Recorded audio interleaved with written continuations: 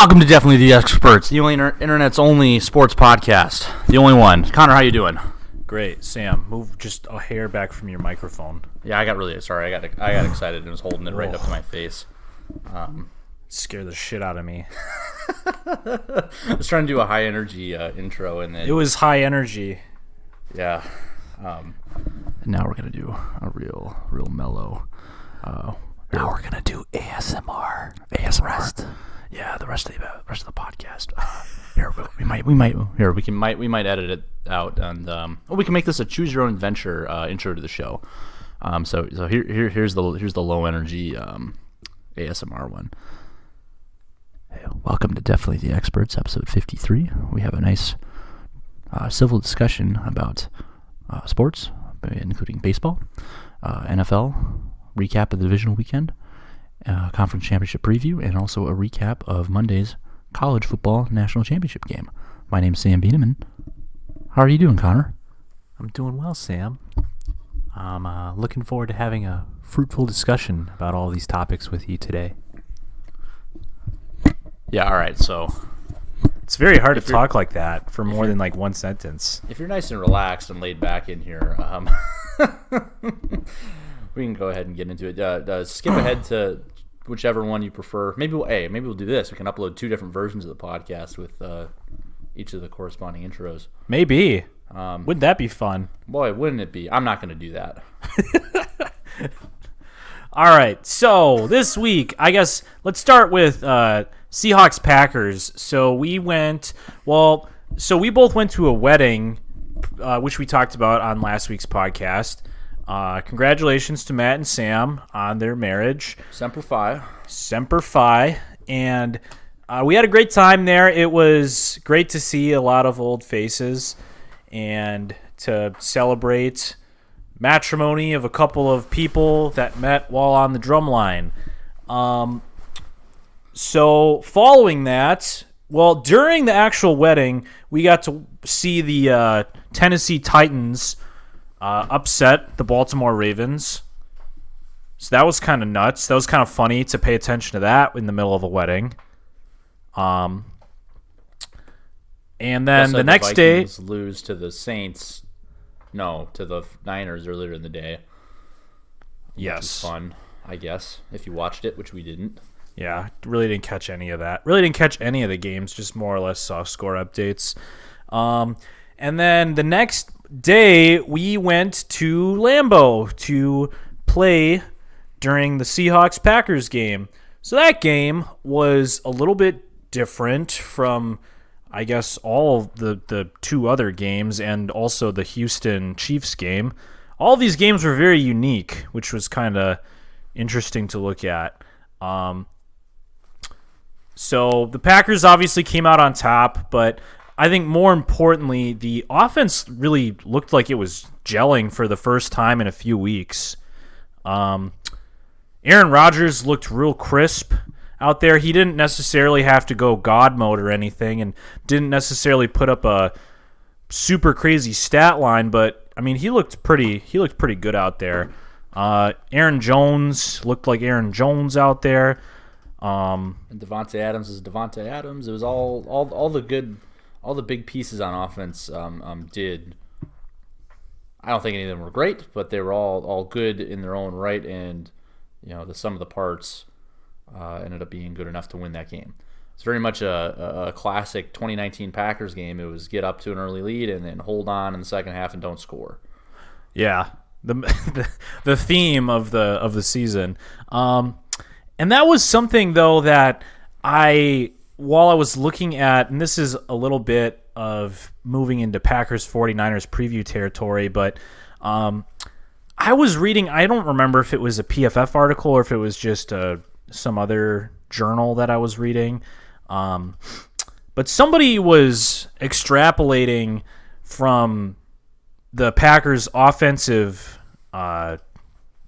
their success rate through the course of the games, and they were able to take some data from the times that the Packers lost, which the few times that they did, two of them were like pretty just all around sloppy performances, like just getting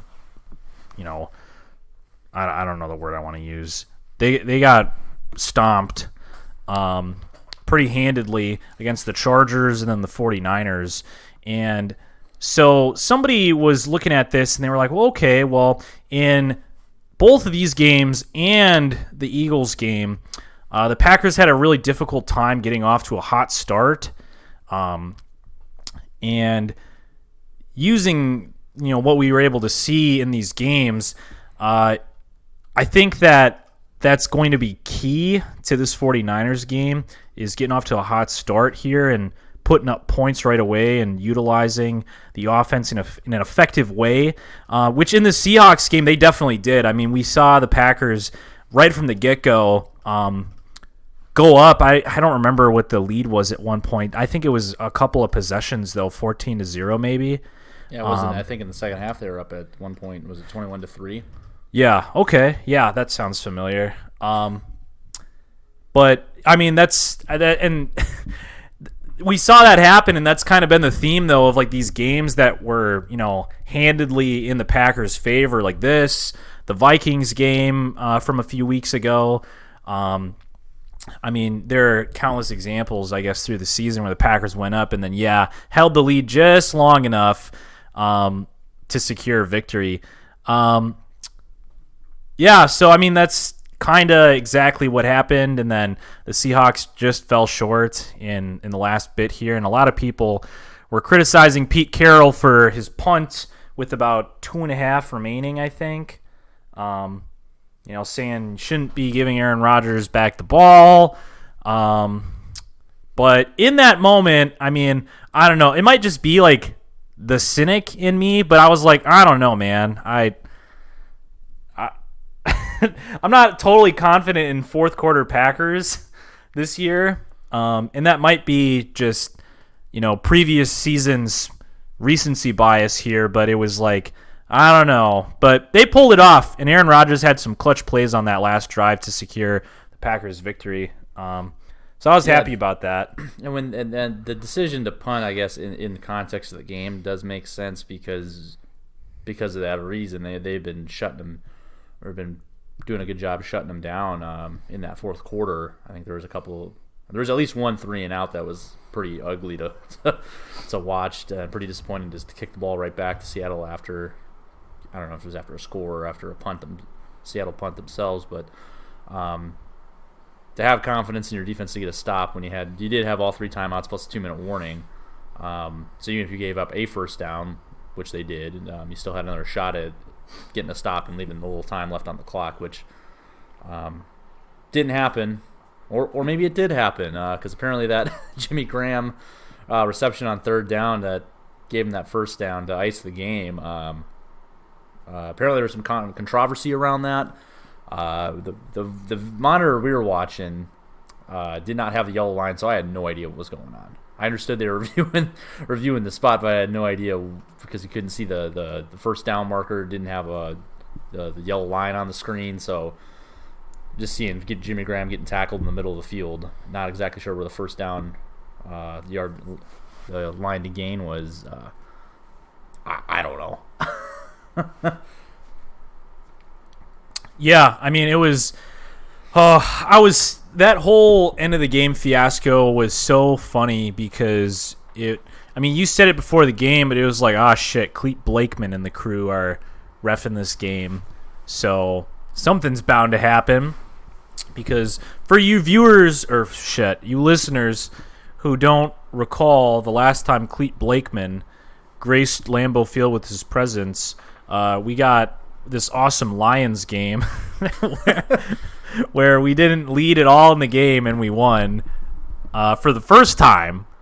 And there were the roughing the passer, mysterious calls, the hands to the face. Yeah, that's what I meant. By Trey Flowers on Dave Bakhtiari. And it was a pretty egregious mishandling of that penalty. So you hate to see it, but also I don't. Well, the hate to see it thing goes. Unfortunately, this didn't, and I haven't heard anybody talking about this, and there's not really a need to really go back and discuss it because it didn't really play a play a role in the determining the final outcome. But all the way back in that first quarter, when who was it? I think it was the Seahawks' first possession. So Packers go down, score a touchdown on their opening drive. Seahawks get the ball, and was it Jacob Hollister fumbles? On that first possession, and it looked like a recovery by Green Bay, but they called it incomplete on the field. They go back and review it. They determined it was a fumble, but they couldn't make the clear and obvious recovery, or couldn't determine that there was a clear and obvious recovery by someone. So it stays with ball stays with Seattle. That could have been was a big play, and it could have been a very, very much a point to get up in arms about if the game would have gone the other way.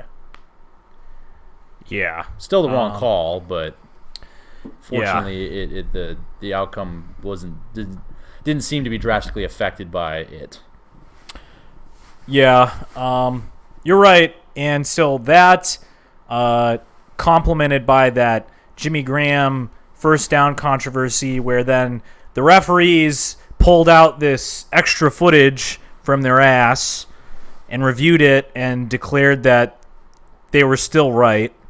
That was very puzzling when he came back and there was that they made the call, or they finished the review, made the call, and then they went over, and then he comes back after a minute or so and says, "Well, we had additional footage." What? Where are you finding this additional footage from? I think was I saying it to you? I think they're crowdsourcing it. Yeah, they're telling people to upload their phone videos to Box. Yeah, hey, if you have a down the line shot from your seats, upload it to Box. We'll take a look at it. Yeah, which that would be really fun. That's almost similar. I just thought of this now. A couple of years ago with the U.S. Open, they used to actually be able to do that. If you were sitting at home watching golf on TV and you saw rules violations, you could like I don't know, email or write in or tweet at the USGA, and they'd go back and review it, and sometimes issue penalties, strokes. That's funny. Yeah, and I think they did away with that because I think they finally realized, hey, all the guys that are on TV are the guys at the top of the leaderboard, so they have an unfair. They're under more heavy scrutiny than the guy, cruising below. Back. Yeah, who's 10 shots back. It's not really fair. No. Yeah, that's a pretty good reason to not do that. Yeah, so anyway, couldn't get away from this game without some controversy. Cordially, prepared by Cleet Blakeman, of course. God damn it, dude. I hate to get involved in the circle jerk with, referees are fucking bad and, they suck, but, I don't know. I realize that every single year it's the same bullshit, and every single year, everybody gets mad, and then it's then the season's over, and it's whatever. Last year was particularly unique because of that missed PI call that was extremely egregious, and it was in the playoffs. And so they issued this fucking rule that then they just shat all over this year. And so it's what do you do? How do you make those guys more accountable? Are they even interested in making them more accountable? Probably not. I don't know. I feel at some point, there's gotta be a little give to this, but at the same time, it's the cynic in me is kind of well, all these fuckers complaining about referees like myself right now are gonna watch football anyway. So I don't know. Is there really that much pressure to change it? Probably not. Is anybody quitting watching football because of referees? Probably not. No, it's something that's ancillary to the game, whether you like it or not. I don't think it's a strong enough, like you said, it's not a strong enough deterrent.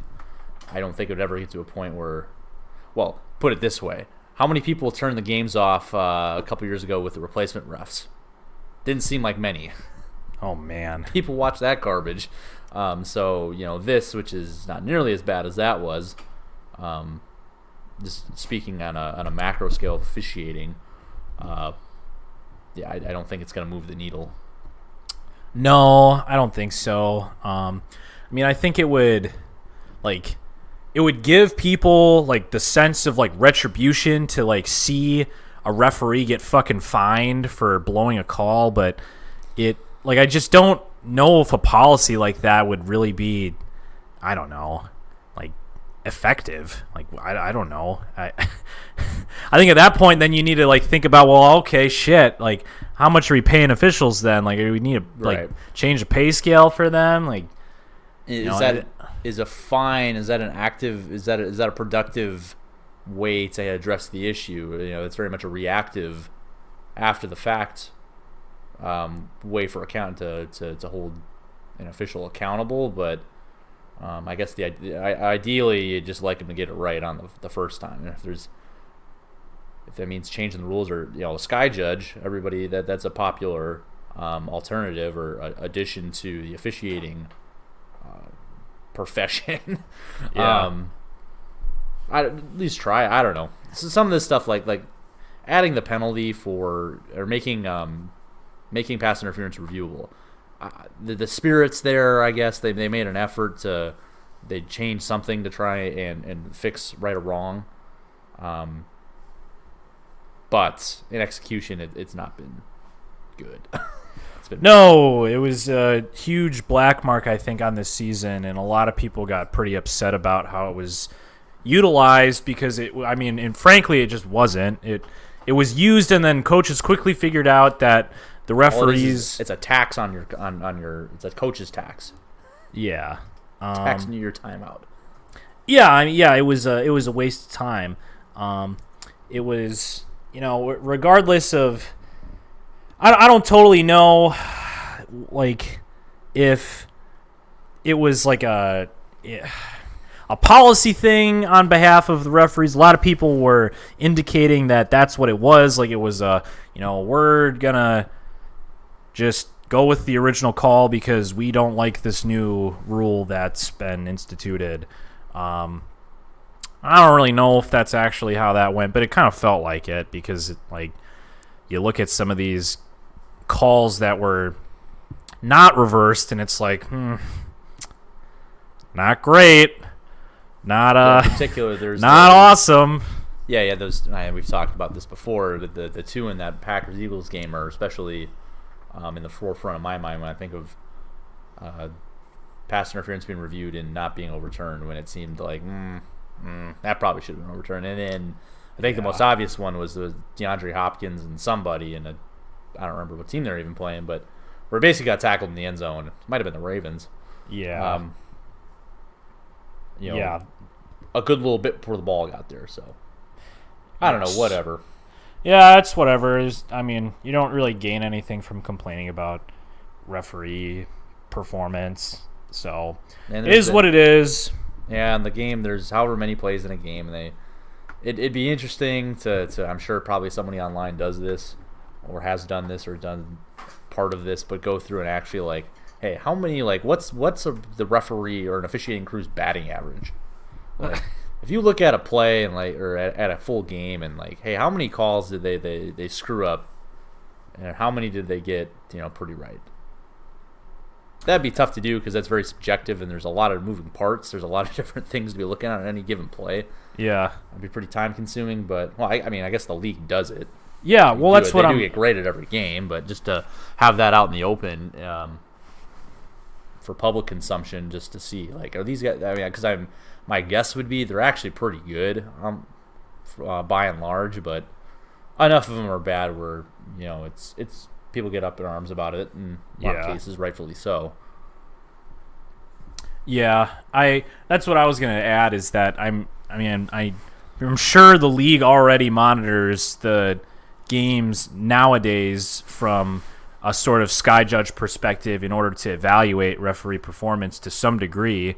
You have to think that they have some tools available that they're looking at these games so that they can go, okay, well, that happened on that play. That should have been called, or that was called, that was good. And, looking at things from a giant data analytics macro scale. And you're right, where they probably get most of the things right, but just enough for people to get kind of upset sometimes in particular games.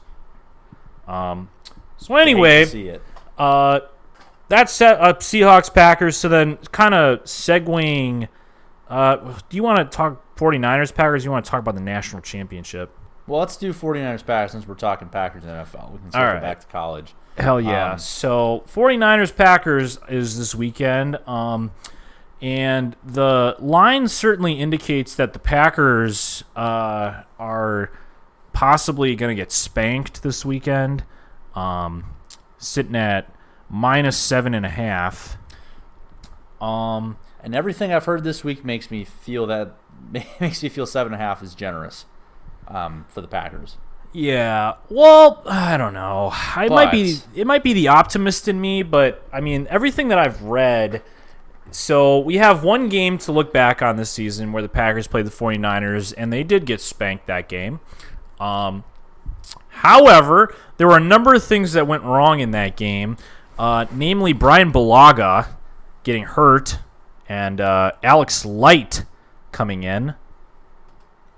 He did not play well. No, Alex Light does not get a vote of confidence from me. That was one of the things from coming off of last week's game. Brian Bulaga did not play against the Seahawks. But in-season acquisition, Jared Veldheer comes out of retirement and actually played really well. Oh my God! Yeah, I totally forgot to mention this whole thing. That guy was a stud out there. Even though there's that play in the first quarter where there's a run and play and Jadeveon Clowney just olayed him pretty good and made him look real silly out there. And I said, "Uh-oh, this is going to be bad." But I think that was like the one whoopsie doozy play that he had out there. Other than that, yeah, he was awesome. Yeah, well, I was looking at his stuff and I sent it to you, and it was like, man, this dude was a fucking stud at one point. I mean, not too many years removed from landing a pretty huge contract and playing really well. I definitely recognized the name, and knew at one point he was good, but he's also just fucking huge. If you can pick him up mid-season for nothing. Yeah, I think he's like, 32 or something? He's a little older. Probably has some wear and tear. Yeah, he's up there. But hey, hadn't played the season before a couple, I don't know, whenever he got signed here lately. So spin zone, he's fresh. He's fresh for this playoff run. Yeah. Yeah, I don't know. He's a massive human being. I can't understate that enough. He's 6'8". Oh, jeez. Yeah, and he doesn't look. He's not like Henry. Yeah, well, he's he's making these other offensive linemen look kind of like average height because he's just a fucking basketball player out there. Yeah, but yeah, he played really well, and so that was, I mean, really great stuff to see, especially in in light of Brian Bulaga's last minute illness absence. It was good to see him perform well out there. And it makes me confident knowing that we have a guy at least who's played all across the offensive line, and if somebody does go down in the Niners game, we have a dude that is a capable backup. Yeah. I had this crazy idea the other day, and I don't love Billy Turner at right guard. Is it crazy to play Jared if Bulaga's good to go? Hey, play him at right guard. Oh boy, I'm sure that's not going to happen. Probably not. But you'd think it'd be possible. I mean, in a pinch, yeah, sure, they could probably happen. But I haven't looked at it. This is just kind of me shooting from the hip. I don't know that Billy Turner's actually been bad, but I don't know that he's been good either. Right, where I know Corey Linsley is good at center. I know Elton Jenkins is like all first team rookie. I know the two tackles are good. Yeah. I mean, yeah, Billy Turner's been okay. I think that's kind of what he was picked up for. Like he was signed for pretty cheap, and he's performed okay. He has a PFF grade here. I have it up.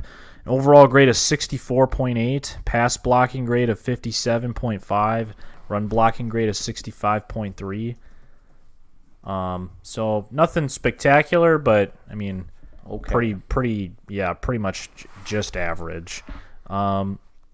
So, I mean, you obviously want somebody who's, oh, man, look at this, though. Jared Valliere.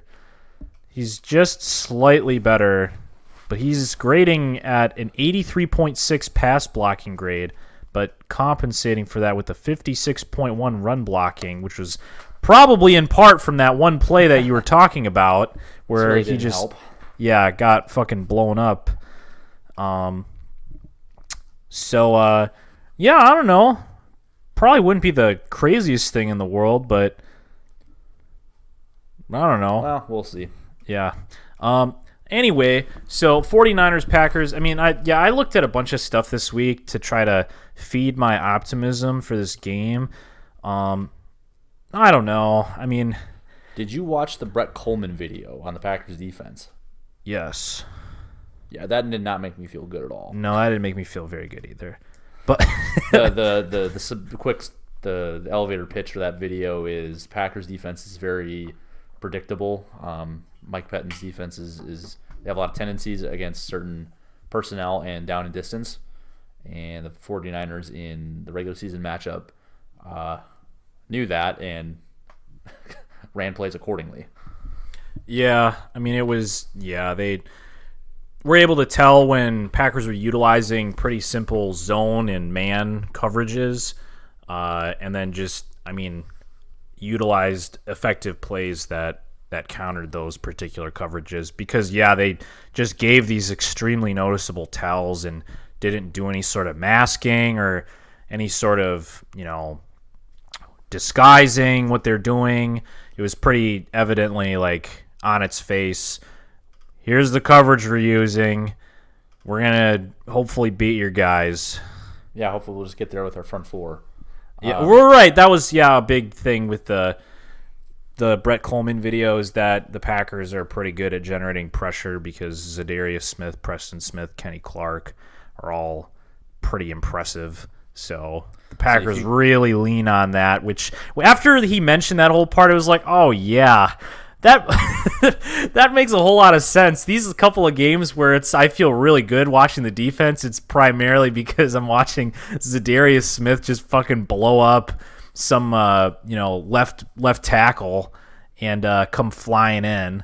Yeah, so as long as your coverage can hold up for like 2 or 3 seconds, or 4 seconds, I don't know, you can hold up initially at first, and then just hope your pass rush gets there because I guess the Packers don't blitz a lot, and this is all.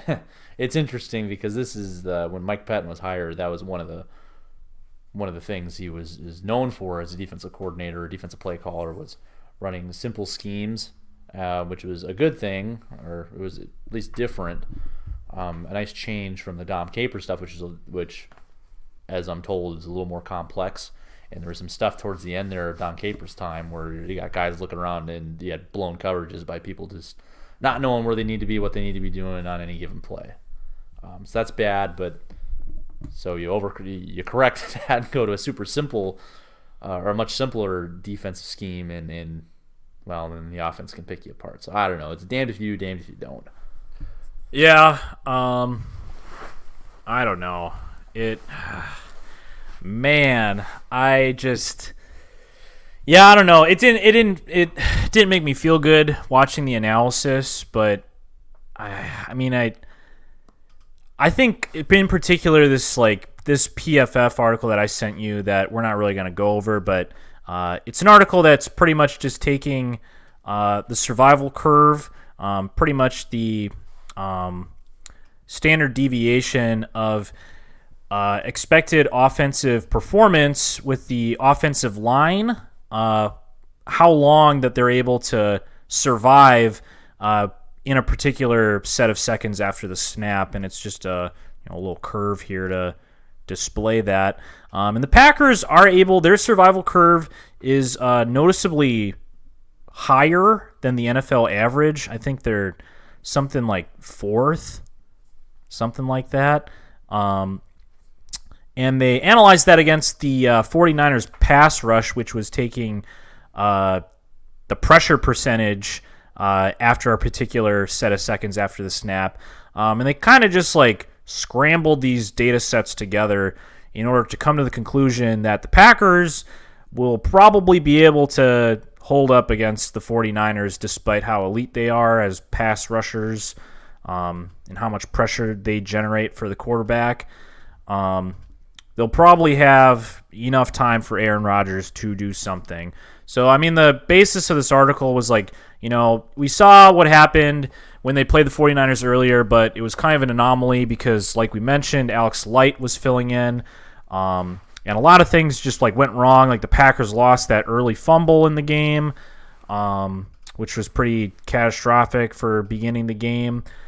So they pretty much are saying if things go kind of as expected, nothing particularly bad, but nothing particularly, extremely good for the Packers, they should be able to perform at their offensive capability that they're expected to be at. So that's not saying that they're going to play lights out or anything, because we see the Packers offense is, like we were kind of saying at the beginning, it's kind of, I don't want to say it's vanilla, but it's a trifecta that everybody is kind of expecting. Like we have Aaron Rodgers, Devontae Adams, and Aaron Jones, and that's what we got to throw at you. No real surprises in the rest of that bag. The only surprise, the only interesting little wrinkle is using Tyler Ervin here and there. Yeah, I wanted to see a little bit. Here and there. Yeah, it was. I maybe it was part of my take, or maybe it was a different podcast. So I think it was a different podcast. Somebody though was like, they were like, I'm gonna say it right now. I think that the Packers are going to utilize Tyler Ervin a lot more against the Seattle Seahawks. And they were like, why are you saying that? Do you know something? Do you know something about the game? And like, and it was like, I don't know, they were kind of joking around, and he was just, obviously making like a bullshit assumption, and that clearly didn't really happen.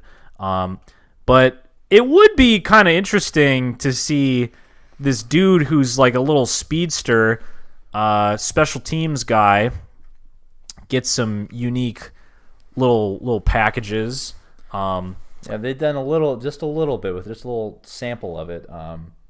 And I guess that's my favorite thing, more from a fantasy perspective, but also just, I guess, in the real world too. But having these little gadget players, these little Swiss Army knife guys, like Tariq Cohen, like Taysom Hill's kind of, well, it's very much that. Yeah, is the Swissest of the Swissest Army knife. The Swissest Army knife. Others that I can't think of because I'm dumb, but yeah, having just a little wrinkle in there, just a little something. Yeah.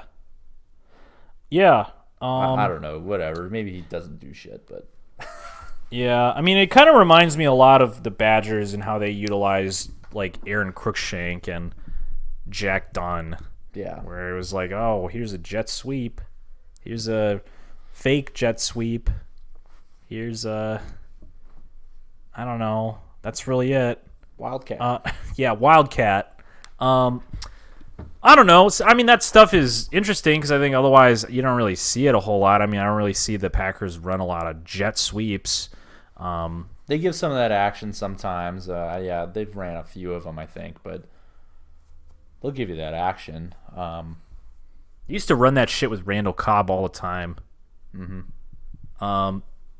Anyway, yeah, in any case, I guess, Packers aren't really expected to whip this one out, and it's kind of, like after seeing what happened against the Vikings, it's tough when they have all of their playmakers all completely healthy, which in the last matchup they didn't, which is even scarier. They didn't have Quan Alexander, they didn't have D Ford, I think they were missing a piece in the secondary. Now all those guys are back, and they are ready to rumble. So, I don't know, also, man. The Packers' run defense isn't very good. Yeah. So, yeah, this is very much a game where, I think back when we first started talking about this, it's going to be – I think it's going to be crucial for the Packers to get out to an early lead, or at least if nothing else, just keep themselves in the game. Because if you get that, if the Niners have a lead in the second half and they're able to establish the run a little bit, I mean, this is not really a hot take by any means, but the game script from a macro perspective definitely favors them if they're in front at all, from a matchup standpoint and also just a identity standpoint. Yeah. So, what is it? Right brain and left brain. Right brain's like, oh, logically, like I'm looking at this, I don't see any chance the Packers win. But left brain's like, well, they played pretty bad. I don't know, hard to beat a team twice. Can't be worse than the first one, so maybe we'll just hang around and who knows. Aaron Rodgers is a good guy to have as a playoff quarterback. Experienced, he's done some magical things before, so made some crazy throws that makes me go goo goo gaga, all that good shit. Goo goo gaga. Yeah, I mean that's kind of what I was. It's. I mean, really, like realistically thinking about this game, it's like very much the mindset that we're gonna need Aaron Rodgers to, play at the level that he was playing at last week and even more probably, because we have Dick Sherman on the other side playing lights out this season. So I mean, it is gonna come down to, can Aaron Rodgers make these incredible plays, and can at least, I mean, one other dude step up to do something. So yeah, maybe this is the Jake Kumaro game. Maybe Whitewater Jesus. Anybody. Mercedes Lewis. Somebody. Jimmy Graham. I just sent you a video. I saw this, like the picture going around all over the place. I don't know if you've seen this video before of George Kittle just like laughing like an insane person after he pancake blocked Ricardo Allen. I don't know that I've seen this. Is this the one where he drives him like 10 yards into the end zone? Yeah. Oh no. I didn't see the part where he's laughing. Oh. I did see the block from like from a different angle, but yeah, it's it was right at bad. It was like there's that video came out, and then people started finding all those people having takes. It's like, oh, George Kittle, I don't know if he's a good blocking tight end though, and it's like Exhibit A, and then also B, he was drafted as a blocking tight end first, and wasn't necessarily going to be known to be a prolific route runner, which he certainly is. Yeah. He's very good at blocking. Yeah. And also it's really hard to tackle the guy. Yep. He's good. He's a man's man. Damn it. Yeah, he's fucking scary. So we'll see how we hold up against Mr. Kittle. Kill some bits out there. Do that shit for the Rottweilers. So that's that. I don't know. We'll be watching the game. This is tough, but that's that. Anyway, moving on to the national championship. Clemson LSU. So LSU pulled off the big W. It was a close game for most of the game. Yeah, first half was wild. I expected LSU to win this game, which they did eventually, but I don't know why I was surprised that the Clemson was playing well. Clemson's good. I knew that, but for some reason, I don't know. I didn't expect LSU to get down there, but also they had shit field position those first couple possessions. But yeah, the pass rush was getting that was the one takeaway, or one reason for the struggle. I thought, at least initially, was the Clemson pass rush, and that defense is legit as hell. The pass rush was getting home and definitely knocking Joe Burrow, disrupting some timing and getting some hits on him, all that good shit. Yeah. But then they started throwing some deep balls and hitting on those, and it was like, oh my god, those deep passes, man, were insane. That's my lasting memory of, and it seems like this is probably wrong, but like college football, like just elite teams that are able to, those top ranked programs that are able to just throw the ball deep up the sideline. Yeah. Like I that's the lasting image I have from the 2014 Ohio State game in Indy. Is just Cardale Jones just hucking it deep up the sideline and just a guy coming down with it, no problem. Similar thing with Penn State in 2 years later in 2016. It just seems like those elite programs that Wisconsin lost to a lot or a handful of times were able to just throw it deep against single coverage and go up and get it. Yeah. That's very much what LSU was able to do with elite ball placement by Joe Burrow and having some also elite receivers on the other end. Yeah, I mean, that's a big thing is that he had some baller receivers that are going to be going in the draft here. Namely Justin Jefferson. I think he's the top one for LSU. And there's the other one who's really good. The number 2 receiver. He's also very good. Yeah. And I mean, we saw the same thing on the other side because Clemson was throwing to, like the likes of T. Higgins. Yeah. Who's also Very good. Declared for the draft. But LSU has a guy who's going to be probably the number 1, Jamar Chase. That's him. That's their guy. Yeah, he's coming back, and he's probably going to be the number 1 receiver next year, is what they're saying. Ooh. And that's not just LSU's wide receiver 1. That's number 1 receiver in the 2021 draft. Yeah. Probably. So, yeah, it was insane to watch this battle, and frankly, I wish I could have paid more attention to it, but got home from Lambie at like 2:30 that morning and went to work and felt like I wanted to die the whole day. So I fell asleep during part of the game and then just turned it off and went to bed.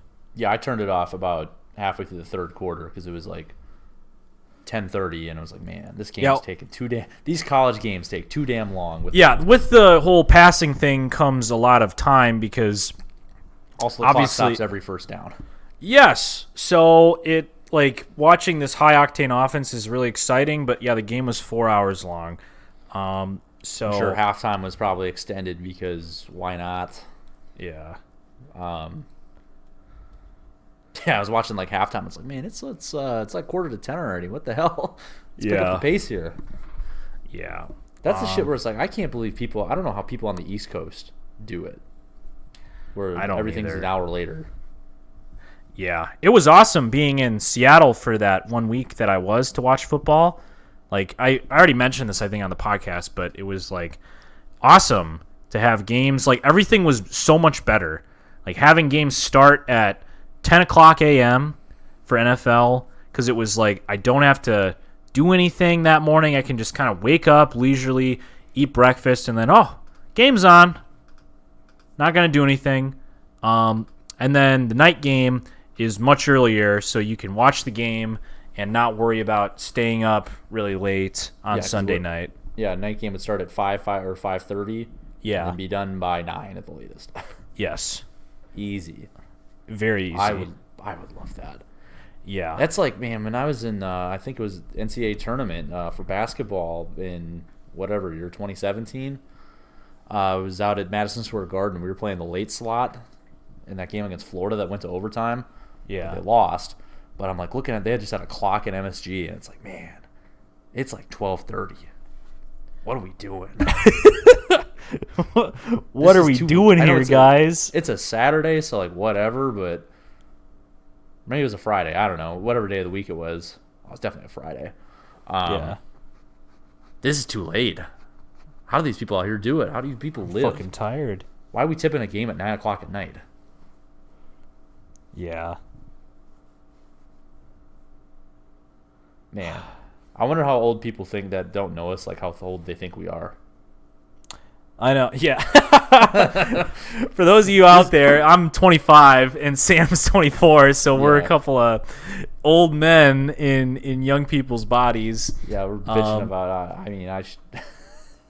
It sounded like we're gonna be I should start serving dinner at 3:30.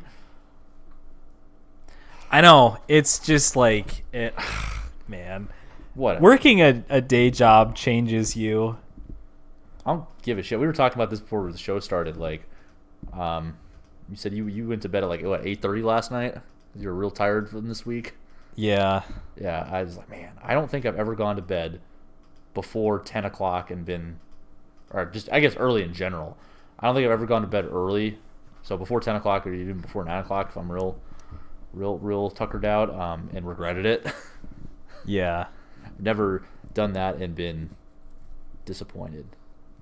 There was definitely one time in college, I think it was 11 for after a Badger game, for a football game, where we had an 11 a.m. kick, so we were up at balls early in the morning, and took a nap before I was planning to get up and go out for the night. I think I ended up taking a nap, laid down about probably 6 o'clock in the p.m., woke up at 4 in the morning, and said, nope, not going out. And that's fine. I am A-okay. I woke up feeling great Sunday morning. I was like, man, this is awesome not being hungover. Yeah, I think think yeah, right. I should just I should just not drink. What a I think I definitely did that once where I went to bed to take a nap and just woke up and it was I think it was much earlier than that though. It was probably like 12:30, but I mean I definitely overslept. And then it was like, guess I'm going to bed. Never mind. I'm not getting up and going out. No, and I mean, it's weird thinking about that because it's not like we're getting further and further separated from it. But man, thinking about like, oh yeah, we used to pretty regularly stay up until, whatever 3 on a good night. Yeah, it certainly is not out of the question. Yeah, like somewhere around there, 2 or 3. And it was fine, like nothing stupid. And thinking about that now, like going out for this wedding, we got back here at probably like 1, and it was like, oh man, I didn't even like drink a lot, but my body is tired. I don't remember. I didn't really keep track how many beers I had. I had a fair number though, and I woke up like Sunday morning feeling just fine. I think it was like, man, by the end of the night, I think I was just tired as shit. Yeah, right. I mean, I wasn't even like drunk. I was like, I'm sure I was a little buzzed or whatever, but like the being tired whatever outweighed being a little buzzed. Yeah, totally. Yeah, so I mean, it's kind of just it's obviously just doing that in college when you're 18, 19, 20, 21 is much different because this is all like very new, and getting like drunk to the point of when you throw up is still like funny and a novelty thing. Like, oh, it's so funny that you threw up. Now it's just like, man, this fucking sucks, or like, yeah, that sucks. Like watching like a grown man throw up after a night of drinking is not quite as funny as watching an 18-year-old throw up off of the porch of some shitty college house. Yeah. I remember after New Year's Eve last year, not this year, when I got messed up and barely made my way home, and then the next morning threw up a few times. It was like, oh my god, this is embarrassing. Like, just sitting in a house with a bunch of like guys that are pretty much like, I guess Tyler was still in school at the time, but it's like, these are all people that nobody's throwing up after a night out. So it's like, you hate to see it. You hate to see it. You really do. Anyways, just to get back on track here, I owe you an apology. Why? So about a month ago, or whenever that was, that you, the weekend of the Big Ten championship game this year, when you and Jerry and Eric were in town, I didn't realize, well, maybe I did realize, but I just want to apologize to you ahead of time. I didn't mean to what did Odell get charged with? What was the official charge? Simple battery? Simple battery? Yeah, I did that to you. I slapped you gave you a firm slap on the ass at that restaurant in the bathroom. Oh, yeah, he did. Man, I could go to court for that. Yeah, you could get me arrested for that. So, Oh man, I just want to apologize. that's a Get good out ahead of segue that. into that. So, yeah, Odell had himself a real night, didn't he? Oh my god, like what the fuck? So he did that, and he threw a bunch of money at these players.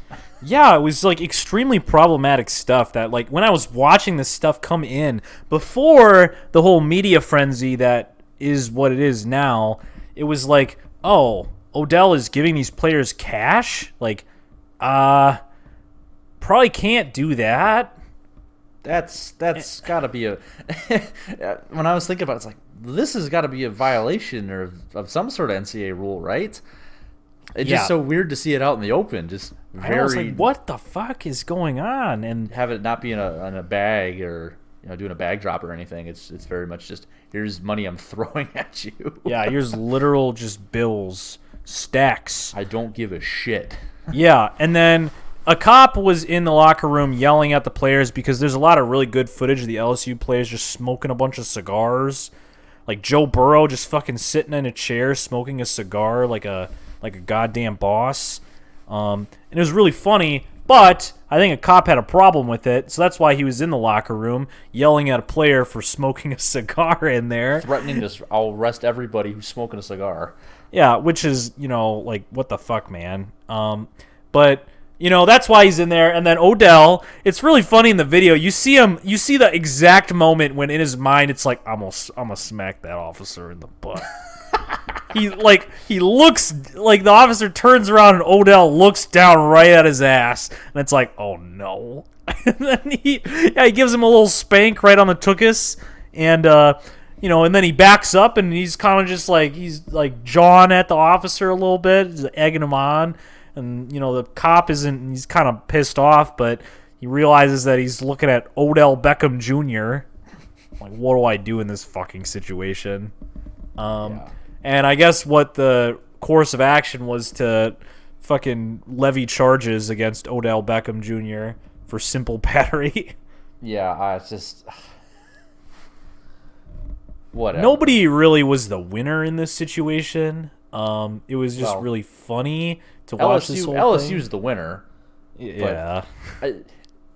It's not just recency bias, right? This is all the weird stuff that kind of happened right after the game. This usually doesn't happen, right? No, I don't think so. I don't think Alabama or Clemson the last couple of years have been these just odd things have happened, like money getting thrown around or smoking cigars and getting yelled at for that. Or this all just seems a little different down in Louisiana. Yeah. I agree. None of it seems like terrible. It's all just bunch of little things that aren't good. Yeah. So, I mean, I was all kind of crazy, and Odell, did his thing, and that was that. And then, I mean... Well, the fact that came out that is like, oh, it wasn't real money. Like, why wouldn't it be real money? Right. Why would Odell have fake money? It'd be kind of a funny goddamn thing, sense. though. He's just handing out fake cash for no reason. Here you go, guys. Yeah, like, he's handing out, like, LSU bucks, like the Packer bucks. Game day dollars. Here you go. Yeah, right. I mean, why would he be giving fake money to players? It doesn't really make any sense when you try to put that puzzle piece together. So yeah, that happened, and now it's a deal because it's like, oh shit, Joe Burrow confirmed that it was real money, so it's real money. So now, I mean, LSU's like, well, fine, we'll just tell all the players to give it back. And it's like, okay, that kind of wraps it up, right? I mean, it's kind of like, okay, we'll tell them to give it back. And that was that. That was kind of funny, and also in the wake of their victory, their entire staff left. Yeah. So that was, I mean, it happens, certainly. When you win a national championship, people want you to do the same job, but for more money at a higher level. Or take a promotion somewhere else. Yeah. So Joe Brady goes to be offensive coordinator for the Panthers. goes up to the NFL, and Dave Aranda I think that was just today, right? Yeah. Hired a head coach at Baylor. Yeah. So, yeah, and then that was that. And a bunch of their guys, a bunch of the players, a bunch of the juniors declared for the draft. So a lot of things happening. A lot of moving parts, and yeah, it's to be expected. But you won a national championship, so you can hang your hat on that for at least the next whole year. Yeah, banners fly forever. That's right. Well, sometimes unless you're Louisville and they take it away. And you got to put it in the building across the street. Yeah. So who knows? Maybe Clemson will, in 5 years or so, maybe Clemson will actually have won this game. Yeah, probably not though. But probably not. Anyway, moving on. I feel better about Gonzaga winning the NCAA tournament for basketball a couple years ago. Yes. So we're gonna talk baseball. Both of us watch a lot of baseball, so this should be good. So the Houston Astros have come under a bunch of fire recently, and this is kind of funny because I really feel like the first time I heard about this was through John Boy. Absolutely, that's where I heard all this shit. So it was really entertaining. This is his Super Bowl.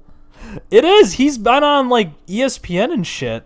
Yeah, he's doing stuff. He's gotten a lot of publicity for. And it's funny. I saw him. He was on a talk show, I think in New York and his whole thing was like, I didn't break any of these stories. All I did was like, I read the Athletic article and was like, oh, well, let me go see what I can find. And I just like poured through all these game clips and just found like a 30-second clip.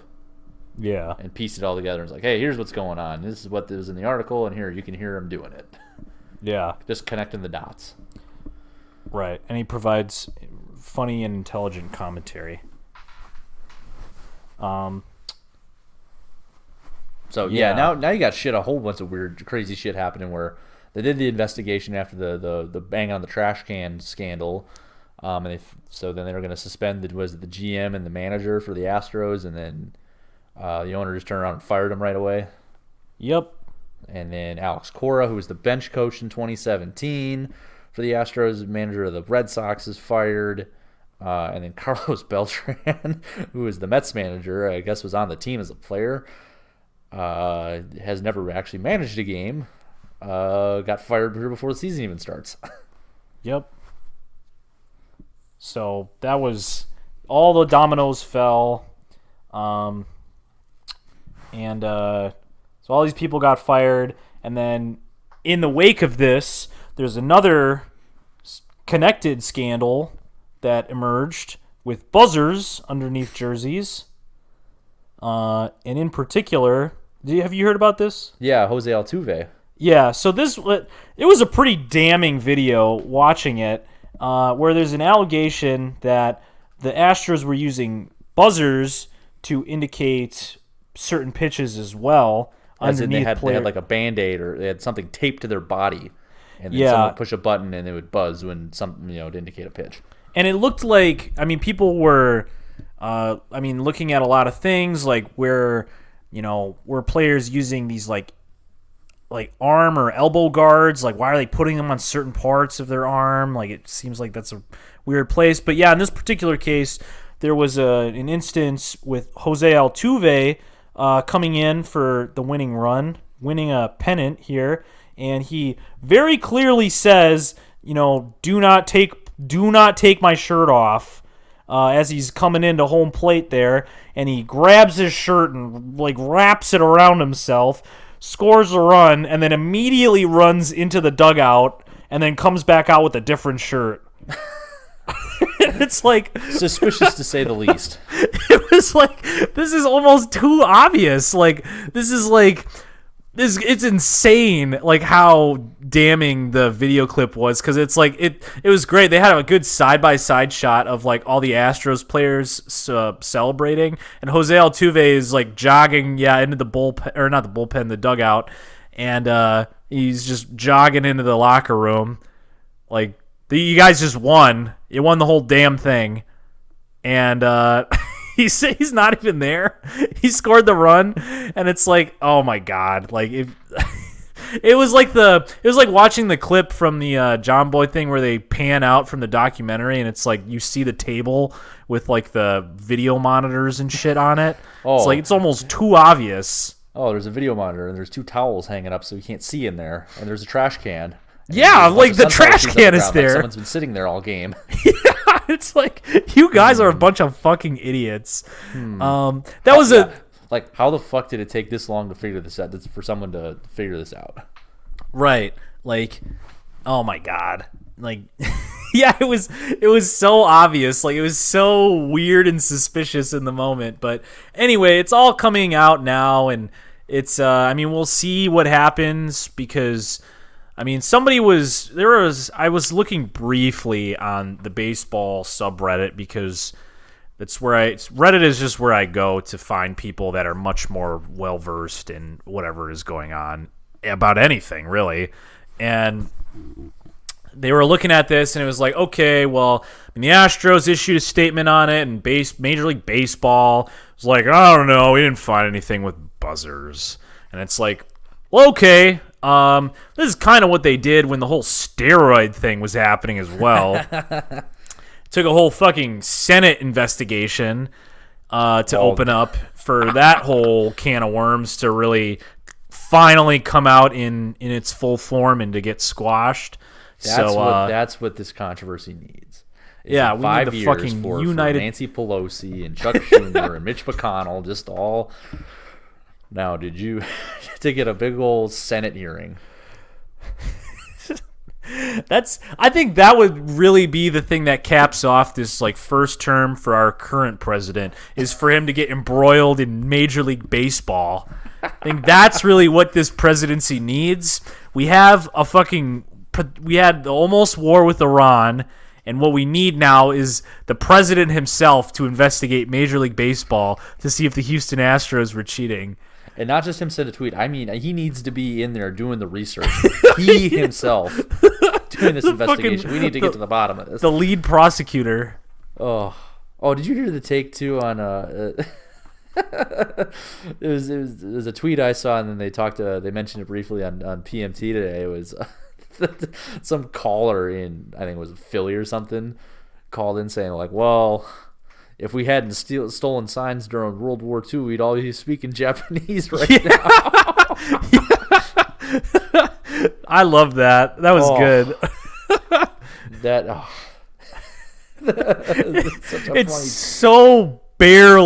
It barely relates to what we're talking about.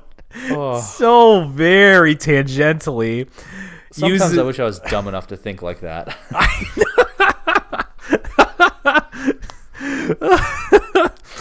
Oh my god, yeah, they read that and I was dying. I was walking to work at the time and I think I laughed out loud. It's like, god damn it. That's something that like you or I would say like completely ironically, but and I bet you this guy called in was 100% sincere. Yeah. Absolutely. So, the other interesting little thing here I read today, article came out, some former player for the White Sox back in like was it the 80s maybe or something, was saying like, yeah, actually Tony La Russa, when he was a manager here, set up this whole system where there was a Gatorade sign out in the outfield and there was a light on it, and there was someone with a toggle switch and he would do that, and they were doing a similar thing back in the 80s. So that's what from the smart baseball people, they're like, yeah, the Astros definitely did this here, but I don't think anyone's thinking this is isolated. It's probably more widespread throughout baseball than what we actually know right now. Yeah, I mean, right. It is certainly something that, like, yeah, all this shit's coming out, but it was sort of the same thing with, not really the same thing, but within this current NFL season when the news story came out with the Patriots filming the Cincinnati Bengals sideline. And that was a big thing because, the Patriots came under fire before for Spygate and, all the deflated balls. And it's like they have this reputation of, like, bending rules and really, like, the deal with, like, that spying on the bench thing was, it wasn't that they were filming the bench. It was that they were filming in an unauthorized area in the stadium. So what became very clear to me, and I didn't know this before, but I guess it was something that I should have just assumed, is that every single game people have scouts filming like the bench, but from an authorized area, like where they can. Teams do that. They're just going incognito and they're just a fan in air quotes. Yeah, well, it's like that fucking dude that came up to me at Tundra Line, just wearing an NFL hat, and he's from Dallas and whatever his affiliation was. These people come to all these games. It's their job to do that. So, I mean, well, I guess be a little more artful. You can't have a film crew and set up your filming for a documentary. Anyway, yeah. So I imagine this stuff is happening, like you said, much more widespread in baseball, but it's just happening in a much more intricate fashion. Like, I don't think that they're necessarily putting a fucking Facebook live stream in center field pointed directly at the catcher and then smacking a fucking garbage can to indicate what certain pitches are, or using, buzzers on players' bodies. But I mean, it was kind of like watching the John Boy thing when he was doing that old breakdown of Mike Fiers. He's like, "Oh shit, regrip." He's like very clearly using some sort of like stickum on his glove. He's like, "Oh shit, that one got away. Regrip. Oh, fouled that ball. Regrip." It's like clearly doing this. And yeah, what was it that there was the old? I remember it coming out. There was a Yankees pitcher who and this weird thing where it's like using pine tar. Where I guess everybody does it, but as long as you're at least a little subtle about it, nobody says shit, which is weird. If everyone does it, just make it not illegal then. But he had it all smeared all over his whole face or something. Somehow he got it you're sitting there and you see his whole face is shining with this tar shit on it, and the opposing manager can't just do that. Come on, hey he's using pine tar. I hate to do it, but come on. It's all over his face. You're not even trying. Yeah. Right. The baseball is so weird with its particular cadences and the unwritten rules and the I don't know. Watching more of this John Boy stuff is really made. I already kind of knew this, but really pay attention to the kind of funny cadences that it follows and how people react to a lot of things. It's oh yeah, you can't argue balls and strikes, but also people do it anyway. Right. My player gets thrown out, the manager has to walk up to the umpire, and they gotta do their thing. I gotta get thrown out too now. Yeah, when somebody looks at the pitcher's mound for too long, or if somebody stares at a fucking ball when they hit a home run, all of a sudden the entire team wants to kill you, put your head on a spike, but not really, because it's a baseball fight, so it's more or less we're going to jaw at each other for a while in a mosh pit. Yeah. And but at the same time that who's the guy? Is it Vlad Jr.? Yeah. No, it's not Vlad Jr. It's the guy on the Nationals. The rookie who does the little shuffle thing where after he takes a pitch he kind of squats down and shuffles towards the mound. Yeah. It's well, that seems tolerated. That's pretty. Seems like that would go against every unwritten rule. Yeah. Yeah. I don't know. I don't watch a lot of baseball, so a lot of this stuff maybe is more or less just I look at it with a much more a stronger eye of criticism, because it's just unfamiliar to me, and all this traditional stuff. I'm sure there's a lot of it that I just take at face value in football.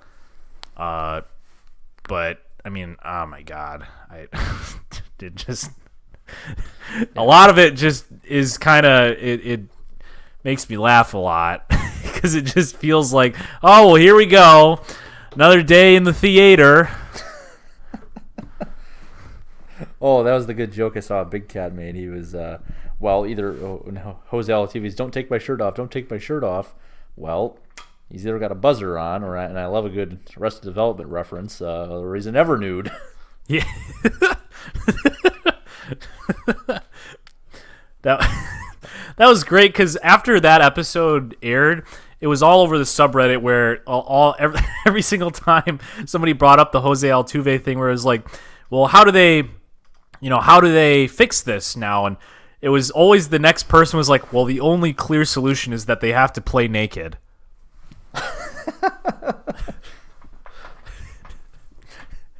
You have to make them play the sport in the nude. Doesn't prevent you from banging a trash can. No. That only fixes the buzzer problem. Correct. But yes, that'd be something. Boy, do you think that might clean up a lot of things? Because then you would, I don't know, you wouldn't want to take a pitch inside. Nope. You'd think about it before you look at that home run ball go. Oh shit! This guy could throw it at my dick.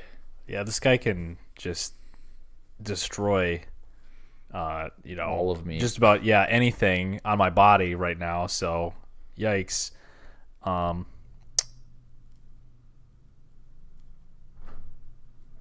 Yeah. So that's baseball, baby. Yeah, I don't know. Nothing else to really add there. A good cheating scandal every once in a while, every once a decade's fun. Yeah. So we'll see what comes of this. We'll update you guys, but in any case, I think that's it for today. We'll end it there. Yep, that's all I got. I guess one last thing, unrelated to anything. I was going down an LSU rabbit hole, and I was like, man, who? And I did our favorite thing. I looked at an old LSU roster and see who's on this team. So I looked at 2014. That was the Badgers played LSU Week 1 down in Houston and lost. Which, by the way, that box score was fucking dog shit. Yeah. Well, let's just do that first, because good lord, Tanner McAvoy was not good. No. He was something like, oh god, I should have probably pulled this up already. 2014. So it came down in Houston. Badgers lose 28-24, but both quarterbacks of this game are actually really bad. Tanner McAvoy, 8 for 24, 50 yards, 2 picks. Ooh. Bad.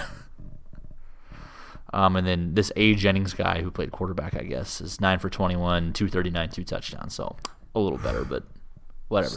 So his 2014 LSU roster, not as good as I thought it would be. Odell, no Odell, no Alfred Blue, no Zach Mettenberger. All those guys are gone. No Jeremy Hill.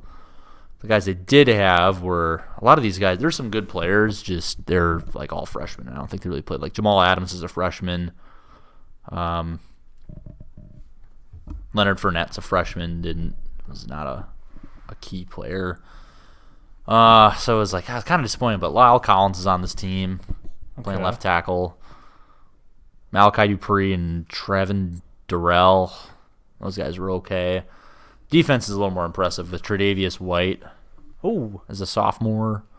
Jalen Mills. Yeah. That's a guy.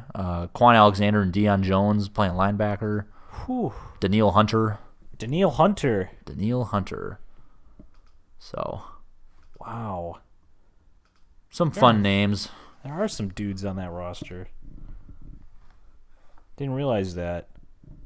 I was just thinking about that game the other day. So maybe no wonder that Tanner McAvoy only threw for 50 yards. Yeah. That combined with the fact that he played safety. He plays defense. Doesn't play the quarterback position. What a fucking time, man. That's right. We should, anytime anybody complains about Jack Cone, Coney Island, we should tell them about, well, fine, you can complain about this. I'm not going to tell you that you can't complain, but just remember, not 5 years ago, or I guess longer than that now, but we were this dual quarterback situation with fucking Joel Stave Tanner and McAvoy. Yeah, and before that, even it was like Bart Houston and fucking Cart Joel Phillips. Stave. Oh yeah, him too. Fuck, dude. Ugh, Yeah. yuck. So I don't know all these fucking names, man. And it's like Coleman played fine. Tanner McAvoy, 8 for 24. Alex Erickson had 3 receptions for 33 yards in that game, so he only had 17 yards to people not named Alex Erickson. Hell yeah. Yikes. That's bad. Alex Erickson was a stud this year in the Bengals. That's not what you hate to see it. He's going to blow up next year when Joe Burrow's throwing him the ball. Just watch. I don't know, maybe. Don't believe me, just watch. Maybe Packers got to trade for him. Hell yeah. Anyway. No, don't do that. All right. We already got enough bad wide receivers. Yeah, that's right. We're going to end the show there, though. We're going to end it before it's an hour and a half. Man, I thought this was going to be a real short one because we didn't even talk about the Chiefs at all. But here we are. Once again. So, like, rate, share, subscribe, whatever. Hit us up on LinkedIn or whatever. Google Chat. Yeah, hang out in the G chat. And we'll see you next week. Bye.